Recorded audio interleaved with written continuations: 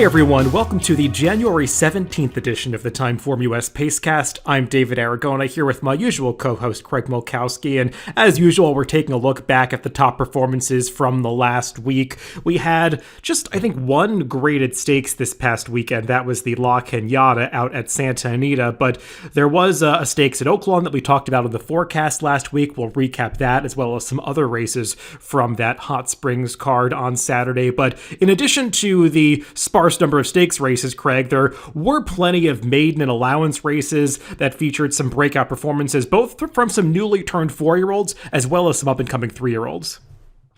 Yeah, there were some pretty fast speed figures. Some I didn't expect. Some races I thought might be faster that weren't, and looking forward to diving into them. Well, since we talked about Oaklawn on the forecast last week, let's begin there, and we'll talk about their feature race from last Saturday. That was the 5th season stakes, and we talked about it on the podcast last week, Craig, that Ginobili looked pretty formidable coming in. I think you were maybe a little bit more of a believer in him than I was, but getting back to Oaklawn and going the 2-turn distance didn't seem to bother him at all, as he just put in a dominant performance to register an easy victory. He did, and this is one of the ones that surprised me watching it. I thought it would come back a bigger figure. It was not an easy figure-making day at Oaklawn. Usually Oaklawn's one of the easier tracks out there, but maybe moving to this winter schedule, we're not, usually used to having racing. I guess now would be about when opening day occurred in the past at times, but it was always a little funky when it was really cold, and maybe that's what's going on. But I gave him a 117. Like I said, a tough day. I could have gone higher, but it was just a little hard to justify. So some other decent performances, but I guess Running Ray ran pretty well. I know you liked him on the forecast, ran a good second at a pretty big number. But overall, numerically, I thought it was a little disappointing. Yeah, I mean, there wasn't a whole lot behind Ginobili. I mean, we kind of thought his biggest rival could be Rated R Superstar, and he's not exactly the kind of horse that runs gigantic speed figures. So Ginobili seemed like he did what he had to do coming around the far turn. I mean, he had already opened up about 3 or 4 lengths on the field, so you could tell it was going to be a pretty easy victory by the time they turned into the stretch. And the 117 TimeformUS speed figure that the winner got, it's okay. He's obviously run a little bit faster in the past. This was his second start off a layoff second start in the Peter Miller barn, and it does kind of feel like he's gotten him back into top form right now. I don't have a whole lot to say about the horses in behind him. Rated R Superstar did have to go very wide to make his patented move from off the pace coming into the stretch, but he didn't really finish off the race the way you might want to see him, just based on the pace situation. They were moving up front, but the speed didn't really come back, as you could see with Ginobili holding on to get the job done here. We should also talk about an allowance race, Craig, in conjunction with the 5th season that took place earlier in the day, the 4th race. That was a 3-year-old nominators of one other than allowance that was won by Verifying. This horse was making his first start since finishing 6th behind Forte in the Breeders' Cup Juvenile, and on the surface of things, the raw time of this race actually came up faster than the 5th season, but I get that it's kind of difficult to rate these two together, just given the disparity in quality between the two fields. Yeah, it's a card I'm definitely going to go back and give another look to. But yeah, I'm happy with the figure in this win. The only horse that really regressed among the top horses was Two Eagles River, and I think it's pretty easy to say he didn't really run his best race. He was the 3-2 second choice, was pretty well beaten, so I think it would be a stretch to say he ran his top. It was a good effort by Verifying. He was coming out of that I believe it was the Juvenile. Yeah, the Breeders' Cup Juvenile, and basically ran the same figure, just against weaker competition. Yeah, I mean, I was emailing you before the show, kind of nitpicking one of the speed figures at Aqueduct on Sunday, which was a really tough day to make speed figures. I don't envy your job there. I have no problem with this decision, rating these two races differently at Oaklawn. It did seem, looking through the card, like the track was just playing a little bit faster towards the beginning of the day. Some horses would be getting figures that just seem a little bit too big if you rated the whole day consistently. And Verifying, this was a nice step forward for him, the 104 TimeformUS speed figure. It's was kind of in line with what he was running as a 2-year-old, but I like the way that he finished off this race, because I think if you watched his first couple of races, he ran so well in that debut sprinting at Saratoga, and he didn't really finish the Champagne or the Breeders' Cup like a horse that is screaming out that he wants to go longer distances, but maybe that was just a little bit too much too soon for this horse, because the way that he powered away from this field going the mile on this day suggests that he probably is going to be one that they can be confident proceeding down the Derby trail. He's likely to step up into a stakes race next, and it does seem like this younger brother to Midnight Bisou still has forward to go. Yeah, I'm interested to see what Brad Cox does with all these horses. Feels like he has about 20 of them that could be on the Derby trail. And just for some listeners out there, I mean, who probably have seen the Beyer speed figures for this race, we just probably should mention when there's a big discrepancy. Beyer did rate this card consistently, and he gave Verifying a bigger number than the 5th season, for whatever that's worth. Personally, for me, I would side more with Craig on this one. I think that's just a little bit too high for the rest of this field, but clearly Verifying is a horse that might be stepping forward at the right time, as 3-year-olds often do at this time of year. Let's move on to one more race from Oaklawn on this Saturday card, also for the 3-year-olds. Actually, the last race of the day was a maiden special weight race going the 1.16 distance, and this one was won by Shopper's Revenge for the Steve Asmussen barn, and a horse that was a lot more professional than on debut, Craig, when at Churchill Downs in that first start didn't break all that well, found himself pretty far back in the pack, had to kind of weave through traffic to make up the ground, but on this day he broke much sharper, went right to the front end, and never looked back. Yeah, I know we both liked him on the forecast. I wasn't actually expecting him to show that kind of early speed. He looked like a totally different racehorse, which Steve Asmussen is known to have horses improve second time out. It's not a big surprise there, but he jumped all the way up to a 103 speed figure. This is a race I did rate in conjunction with that 5th season, so that's why he's getting a figure almost as good as the allowance winner Verifying did earlier. Yeah, and this was a visually impressive performance. I mean, he set an honest pace up front. It's not like he was going that fast, but I mean, the way that he powered away through the stretch just never really let anybody from off the pace get into the rhythm of the race. And I like this performance from this horse. And he's another one, just like Verifying, that has a big pedigree, being by Tappet out of that Breeders' Cup Distaff winning mare, Stop Charging Maria. So clearly this horse could have a real future for Steve Asmussen and Whisper Hill Farm. It seems like all that money that Mandy Pope laid out for some of these brood mares and the yearlings, it's finally starting to pay off because she's got some good horses in her barn, and this seems like yet another one.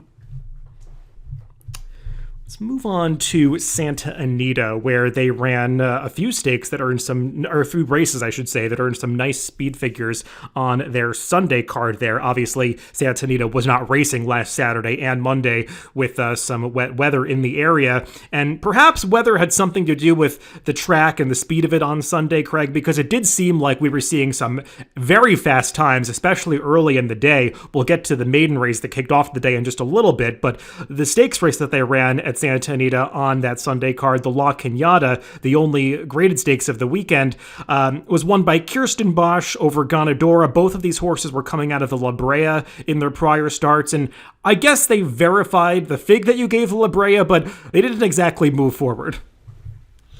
No, this was another very tough card. It was a wet track at Santa Anita, listed as good throughout the day. I took my best guesses at it, but I don't make the speed figures for Santa Anita. My assistant does, so I'll have those out on Twitter. If I had to guess, I would say it's going to be in the 108 range, but he's much more of a Santa Anita expert than me. The one surprise for me, and maybe it had to do with the track, was that Ganadora was taking so much money, so much more than the winner Kirsten Bosch, who had finished pretty comfortably ahead of Ganadora last time.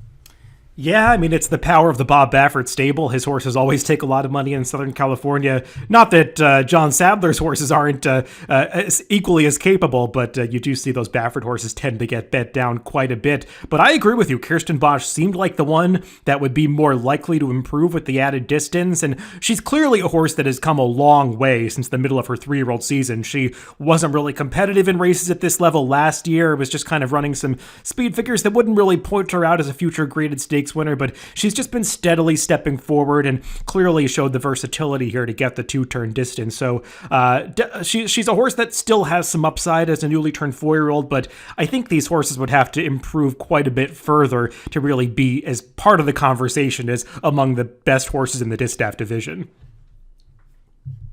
Let's move on to another race, I should say, that was run at the 1.16 distance on that Sunday card at Santa Anita. That was an allowance race in the middle of the day, won by Hero Status, this Mark Glatt trainee, another newly turned 4-year-old, and a horse that seems to be improving at the right time. Yeah, I actually wasn't sure who this horse was. He's just kind of worked his way through the maiden race. It took him a while to break his maiden, and then went into the allowance races, now won 2 out of 3. He keeps improving his speed figure every time out, all the way up to a 117. So maybe he's just a late developer who's getting good, because that 117, that matches the figure we talked about from the stakes in the 5th season.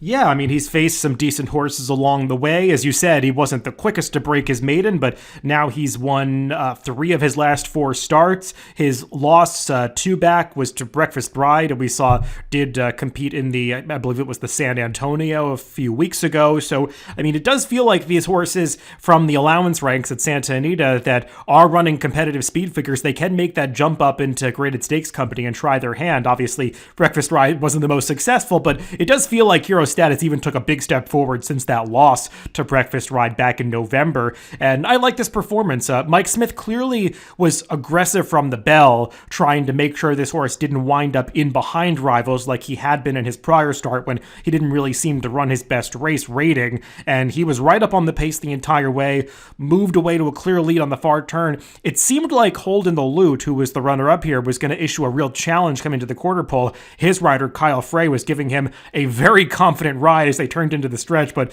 Holden the Lute just seems like the kind of horse that's a little bit content to settle for second in these races, and Hero Status was able to draw away from him late. Yeah, and I do want to mention that 117 I cited. That's just my best guess. I'll have the official one later today. And perhaps the most difficult speed figure to make on this Sunday card at Santa Anita comes in the first race, as the Bob Baffert trained Hejazi did finally break his maiden in the 4th start of his career. I mean, you could see the raw time in the past performances, 114.58 for 6.5 furlongs. That is extremely fast. Clearly, the track was playing pretty quickly at the start of the day at Santa Anita on Sunday, and it's not like there were huge gaps between the runners, so I get maybe some skepticism as to how high this speed figure could be, but I will say this does seem like a race where there might be some horses with talent in here. The runner-up, Worcester, he's a horse that had been finishing well in his sprint debut and clearly had a right to take a step forward for Bob Baffert. The 3rd-place finisher, Scully, is a promising runner, or Sully is a promising runner for John Sheriff, so I'm not going to be surprised when this does turn out to be a pretty strong maiden race. Yeah, I think it's going to come back pretty fast. My initial projection was 121. That might be a little overstating it. We'll see what my assistant says, but I agree with you. It was a fast race. I think it was probably a pretty deep race, as you said, based on the margins we saw at the finish. The horses weren't all that far apart. Usually when you get one of these big figure maiden winners, they kind of run off from the field. And I mean, there was some spread. It's not like they were lapped on each other, but there weren't huge gaps either. And the winner, Hejazi, had already run a gigantic speed figure when he was second to the very fast Speedboat Beach in that September maiden race at Del Mar, where I believe they broke the track record. I think Speedboat Beach ran something like a 118 TimeformUS speed figure that day. So Hejazi has already shown that he can run a high speed figure, and he's coming off a 3rd-place finish in the American Pharoah. That was his only start going 2 turns, and I'll be interested to see if they decide to stretch him out and try a Derby prep again. He's definitely a horse that has the pedigree to go longer, and given the amount of money they paid for him and the connections, you would think that he's going to be on the Derby trail in pretty short order. But I do wonder if he might be a horse that is better around 1 turn. Yeah, he does run that way. That's my thought, despite the breeding. I'd be curious to see if he stretched out. I'd probably be a little bit against him. You had to mention Speedboat Beach, so I have to say, when are they going to put that horse back on the dirt? Yeah, I mean, he was entered in the Sham last week, and they scratched him. I didn't see why he was scratched out of that race. Bob Baffert decided to run 3 horses instead of 4.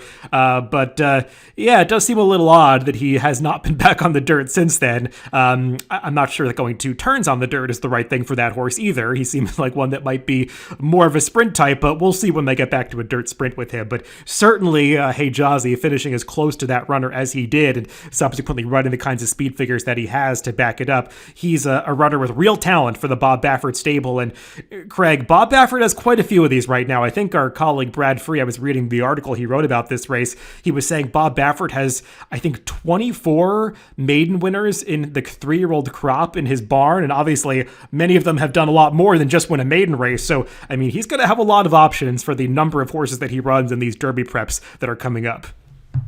Well, we should say he's not going to have a lot of options because he's still not allowed to run in the Kentucky Derby. That is correct. I'm sure they'll continue running under his name for a couple more starts, but it'll be the similar situation to last year, where I think we'll be seeing some trainer changes by the time April rolls around. Move on to Gulfstream Park and talk about a few races from there. None of the stakes will be on our rundown this week, but there were a few allowance and maiden races that I think are worth discussing. And Craig, for me, the performance of the week might have come in a Wednesday allowance race at Gulfstream, won by the 4-year-old filly Classy Edition. This Todd Pletcher trainee, she had shown some promise as a 3-year-old. She had won 3 New York bred races to begin her career, kind of had underperformed a little bit in a couple of Oaks preps. We had last seen her in the Gazelle at Aqueduct back in April, but she certainly looked like a different horse coming off the layoff as a 4-year-old. Yeah, I'll be honest, this was a figure I had to go back and double and triple check because I saw the race, but I didn't really remember the past performances of the horse. And a 120, that's a really big number for a newly turned 4-year-old filly. So very good effort from her at the 1-turn mile. She looked like she got back to that form she showed very early in her career before something seemed to sidetrack her, and certainly one to watch going forward with that kind of number. Yeah, and the number makes sense for the horses in behind her. She beat Signal from Noise by over 5 lengths, and that's a Chad Brown runner that I know had run a big speed figure breaking her maiden, and is one that certainly has some promise. I think that's a daughter of Arrogate, and she was actually favored over Classy Edition in this race, but Classy Edition, you could see when she ranged up on the turn and took over, Signal from Noise was going to have no chance to catch her, and she put 5 lengths between herself and that rival coming onto the wire.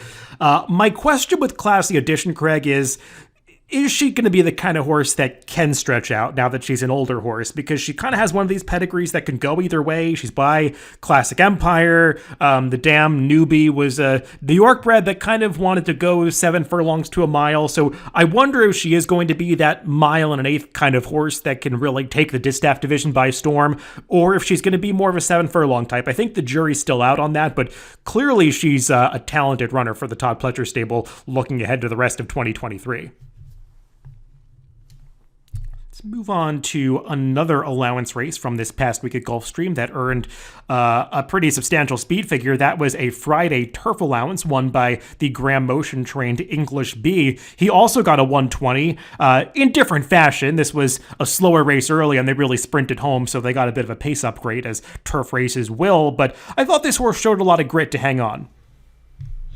Yeah, this was a very good effort. I was surprised this horse went off 5-1. Hats off to our colleague Marty McGee, who had written an article that caught my eye about him, how he had kind of changed since he had been gelded and was a new, calmer horse. And it really showed up on the track. He was able to just sit nicely just off of that slow pace, tracking the pace, I guess you would say, or pressing the pace, and was really determined to the wire. He was able to hold off the Chad Brown horse, who was the even money favorite in here, and looked really good doing it. Yeah, this race got a big pace upgrade. I'll be interested to see if these horses run back to the number. I mean, English B and the runner-up Mouillage, they had both run these kind of speed figures in the past, so I mean, it makes sense for both of them. But these races at Gulfstream, it seems like they tend to go slow early and then they just sprint home late with these unbelievable raw fractions coming home. So I'm always a little bit skeptical of how fast these horses are actually coming home at Gulfstream. But clearly English B did well to hang on in this race. Mouillage, he made a nice run from off the pace, but I don't want to give him too much extra credit because Irad Ortiz worked out a perfect trip for this horse. He was saving ground on the turns, was right in that pocket, and tipped out at the top of the stretch and seemingly had plenty of time to catch the winner, and he just hit his best stride a little bit too late. He couldn't quite get there, but I thought both of these horses ran pretty well. We'll talk about one more race from Gulfstream last week. This was a Saturday maiden event, won by a Todd Pletcher first-time starter that I know had gotten a little bit of buzz in the morning. Maybe the 3-1 price at post-time might not lead you to believe that, but I had seen some buzz that Kings Barnes could run a little bit. And for a horse that was debuting, going the 1 mile distance, I think this one showed a lot of likable qualities. Took dirt in his face, sat patiently in behind runners, and showed good acceleration when he finally found a seam in the stretch. Yeah, I was almost thinking he was a little cold on the board with that 3-1, given all I had read about him, but it didn't seem to affect him on the track. He ran very well. He did get a 99 speed figure for the win, and I would expect some improvement next time out with the breeding that he has. For sure. This is a horse who is by Uncle Mo.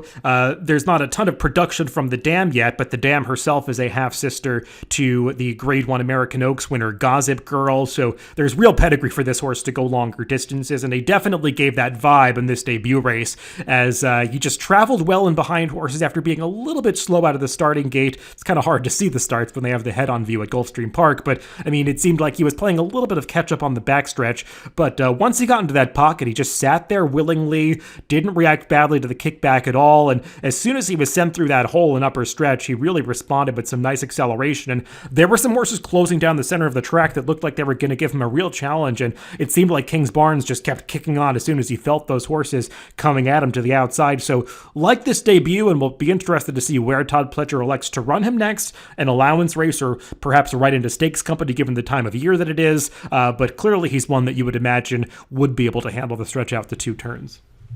Yeah, and I like the word you used, willingly, the way he was able to just sit in behind that pace, take dirt. That's not something you often see from a 3-year-old, and a really good trait as he moves into tougher competition. Let's move over west to the fairgrounds, where they ran a stakes race on Saturday, the Nelson Menard Memorial. And Craig, I'll be honest, I have not really been following fairgrounds that closely, or maybe the circuits where this horse is competing. So this was my first experience actually watching one of Ovra's races, but this filly is pretty good, and she's definitely one that you can become a fan of because she's now won 8 of her last 9 starts. She seems to run on any surface, dirt, turf. She can handle a variety of sprint distances, and she just keeps showing up with solid efforts. Yeah, she's a good one. I've seen a few of her races. She's traveled around quite a bit. It's not like she has to take her racetrack with her. So as you said, dirt, turf, various different tracks. The one track she didn't run particularly great at recently was Kentucky Downs, but we all know that's so much different from all the others. And she just keeps winning. This makes 9 out of 15. She ran a good speed figure on the day, a 112. So she's a pretty serious sprinter, and I'd like to see her get tested at some point. This one was obviously on turf. It did stay on turf. I know in the forecast we had speculated. You just don't know at the fairgrounds these days because they very rarely use it. But they did here, and she's just a filly with a ton of options. Yeah, watching this race, it does seem like that fairgrounds turf course is coming along. It's looking a little bit more lush than it had been about a month ago, so hopefully they'll be able to, at some point this winter, take those temporary rails down and use a bit more of the turf course, because I know they're still limited to just 8 runners on that surface. And you could see coming down the stretch, some of the horses that were trying to make closing runs were much closer to the outside rail than the temporary inside rail. And Ovra was one of those horses that was just rolling down the center of the racetrack at the end here, but She clearly handled this surface as she has many others, and arguably she's run some of her better speed figures on the turf as opposed to the dirt, even though her dirt record seems a little bit more impressive with regard to wins versus losses. So maybe turf is the slightly better surface for her, but she clearly is a consistent filly and one that might have some big things ahead of her in this 2023 season. We'll see. I mean, she's just a 4-year-old, and they could easily target some graded stakes with her, just given what's out there in the sprint divisions on both surfaces. Yeah, and I mentioned she'd won 9 out of 15 lifetime. This is 8 out of 9 in a row since she moved into the Chris Block barn. The race right before that stakes at Fairgrounds was an optional claiming allowance race going the mile and the 16th distance on the dirt, and another newly turned 4-year-old that seems to be improving, kind of like others that we've talked about on this show.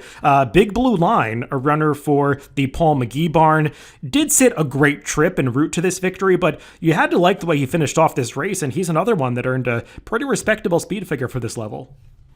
Yeah, he ran a 1:16, so similar to the race we talked about at Santa Anita and the stakes at Oaklawn. It was a nice jump up for him, and I would even argue he kind of made his own trip because he had that good tactical speed in here. It was a race where the pace was just moderate, but he was still able to tuck in behind and work out that trip, and once he got clear, it was over. He took a big step forward, in my opinion. Yeah, he beat a decent field here, but did so decisively. Unfortunately, Craig, I guess we're not going to see your old friend Captivating Moon in some of the stakes races upcoming at Fairgrounds. It seems like he's just not quite at the level that he once was. Now at the age of 8, he was actually in for the $50,000 tag here. He had to settle for 5th, but Big Blue Line just seems like one that's moving in the right direction and maybe could step up into one of those stakes races, perhaps on the Risen Star or Louisiana Derby undercards in future weeks. Yeah, maybe he could do a Captivating Moon and they could enter him on dirt and turf just for old time's sake. One more race that we should mention from the Fairgrounds this past week was back on Thursday in an off-the-turf maiden special weight event. This one was won by a first-time starter going the mile and the 16th distance. That was My Town, My Rules for trainer Tom Amos. And this is a difficult one, Craig, because, like I said, it was an off-the-turf race. I think everybody in here was entered for turf, or at least the 3 rivals that she beat were, and she won by many, many lengths, this first-time starter, but you do have to wonder how seriously you want to take this speed figure and what really was behind her in this race. Yeah, it was a tough one. I can't remember if I did this speed figure or not, to be honest. I'm kind of going to look it up as we talk here because I'm wondering if how many routes were on the card, and it looks like there was just one other. They look fairly consistent, I guess. Yeah, it was a tough one. It looks like we actually did we split the variant on this one, so it was kind of rated in isolation. Had we combined the 2 routes, it would have even been faster. So it was definitely the right call to not do that, and it will be interesting to see how this one turns out. Yeah, I'm not sure what to make of her. She got a 108 TimeformUS speed figure for this performance, which says that, you know, she's the kind of horse that could be competitive in graded stakes. And actually, I think that's a bigger number than her stablemate Hoosier Filly, who's gotten all of these accolades, has ever earned. So we'll see if that holds up in her subsequent starts. It's really hard to judge this race off those that finished behind her, who were the only horses with prior experience in this race, because most of them had only run on turf and synthetic, and it's not guaranteed that they can handle the dirt as well, even though these speed figures suggest that they ran okay on the dirt. When I watched this race visually, it seemed like the entire field was kind of falling apart at the end. I mean, the other 3 who finished this race were just basically stopping to a walk at the end, and even the winner, My Town, My Rules, I mean, she was just cantering in across the finish line, just eased up for about the final 1/8 of a mile of this race. So I'm really not sure what to make of it, but clearly she was a heck of a lot better than what she was facing here, so it'll be interesting to see her get a class test next time out. Yeah, I was looking at the wrong card. There were actually several routes, and it looks like it played pretty consistently. So, I mean, I guess the figure seems legit. I'm always a little skeptical of off-the-turf races. This one was on an off-track as well. So just one to keep an eye on, but certainly no knocks when you win by 16 lengths. Move on to a couple more venues. We did see, speaking of the Kentucky Oaks prospects, we saw an actual Oaks prep at Aqueduct on Saturday. That was the Busanda Stakes, and this one was won by the Chad Brown trainee Occult. I think this was the first Oaks prep that was actually at the Oaks distance of 1 1/8 miles, and Occult seemed to handle the distance without any issue. She won pretty convincingly here, but you have to question again what was really behind her in here. We did see a couple of fillies who finished second and third coming out of the Demoiselle, and I wouldn't say that their performances really flatter the winner, Julia Scheiding. No, we thought the Demoiselle was a really slow race. Both of those horses have run in the 80s, the high 80s, and they ran high 80s and a 90 this time. Occult was much the best. I liked that the pace was pretty quick, and she was able to stay right up on it and just power away through the stretch. I don't think it's much of a surprise with her breeding that she was able to handle the distance, but she is definitely going to have to get faster. Yeah, and I doubt it was intentional by the connections, because her name does make a lot of sense, being by Into Mischief, and I forget what her dam's name is, but I mean, the name Occult makes sense, but I do just think it's kind of humorous that there's a filly named Occult. Yes. Let's move on to one more race from this past week. That was a Sunday allowance race at Laurel, a venue that we don't often visit at this time of year, but we did see a pretty nice speed figure earned by Zabracadabra. And I know this is the first time we're talking about him on this show, but I mean, this is a horse that's been running some ascending speed figures for quite some time, and just seems like a 6-year-old that is in super form right now.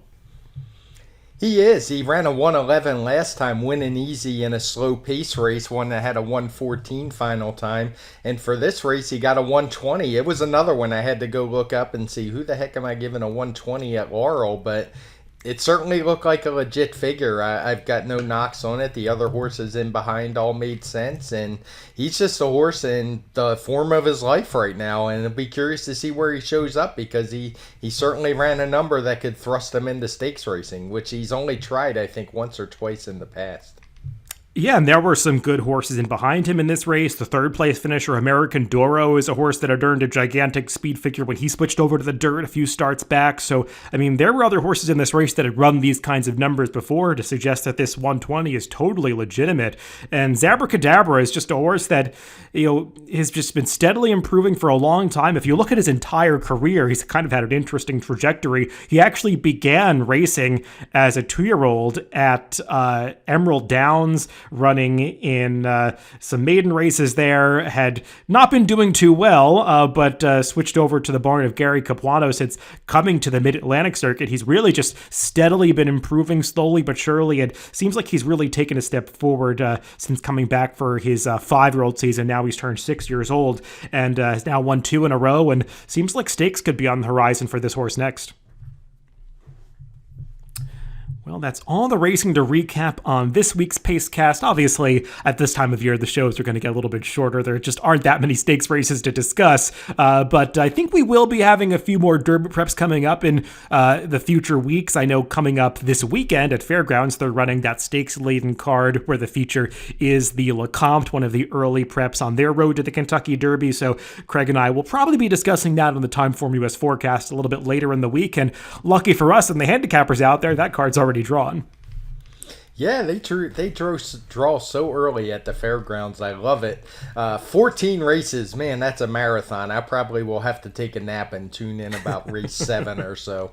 That's just an awful long day. I know they like to do that at the Fairgrounds, and I love it as a speed figure maker, but as a handicapper, I don't quite have the stamina that I once did.